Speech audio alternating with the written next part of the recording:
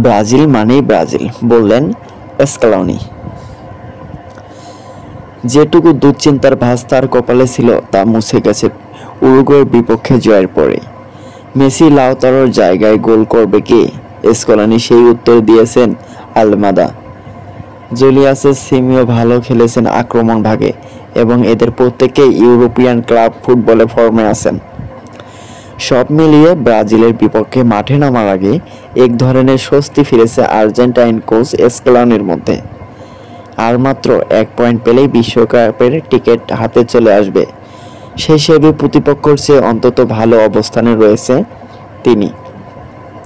কিন্তু প্রতিপক্ষ যখন ব্রাজিল, তখন কেবল পয়েন্ট সমীকরণ দিয়ে কি আর অঙ্ক মেলানো চলে? ম্যাচের পারদ চড়া ব্যাপারটি স্ক্যালোনি বেশ ভালোই জানেন। ব্রাজিল মানে ব্রাজিল। এই মুহূর্তে বিশ্বের সেরা কিছু খেলোয়াড় রয়েছে ব্রাজিল দলে।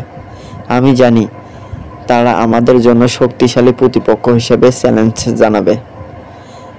তাদের আমরা সম্মান করি, তবে তাদের দল নিয়ে আমরা এরই মধ্যে বিশ্লেষণ করা শুরু করেছি। তবে এই মুহূর্তে এদের চেয়ে বেশি কিছু বলতে পারছি না। শুধু এটুকু বলতে পারি, অনেক বড় প্রতিদ্বন্দ্বী তারা। সুপার ক্লাসিক লিগে এই ম্যাচটি ঘিরে এরই মধ্যে উত্তেজনার তুঙ্গে আছে। আর্জেন্টিনার ফুটবল সংস্থার সভাপতি তাপিয়া জানিয়েছেন, যেহেতু ম্যাচটি বিশ্বকাপের টিকিট পাওয়ার সম্ভাবনা প্রবল, তাই ঘরের মাঠে দর্শকদের সামনে বিশেষভাবে তারা ম্যাচটি উদযাপন করবেন। আর্জেন্টিনার বন্দর শহর বাহিয়া শহরে বন্যা চলছে।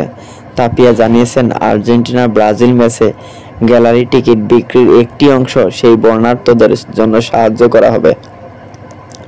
ম্যাচটিতে মেসির মতো তারকা অনুপস্থিত অনেকেই হতাশ করেছে। তবে ডিপলের প্রবর্তনের কোচ স্ক্যালোনি অন্তত একটু খুশি হয়েছেন। উরুগুয়ের বিপক্ষে না খেললেও ব্রাজিলের বিপক্ষে মাঠে দেখা যেতে পারে ডিপলকে। ব্রাজিলের ম্যাচটি আমাদের জন্য সবচেয়ে সুন্দর ম্যাচ, যা কিনা প্রত্যেক খেলোয়াড়ই খেলতে চাইবে। আগে এমন ম্যাচ খেলেছি আমি, আশা করি এবারও খেলতে পারবো। এটুকু খোঁচা দিয়েছেন তিনি। আশা করি আমরা তাদের সুখ কেড়ে নিতে পারবো। আমরা এই ম্যাচটি উপভোগ করতে চাই। নিত্য নতুন আপডেট খবর পেতে চ্যানেলটি সাবস্ক্রাইব করে বেল বাটন অন করে রাখবেন। ধন্যবাদ সবাইকে।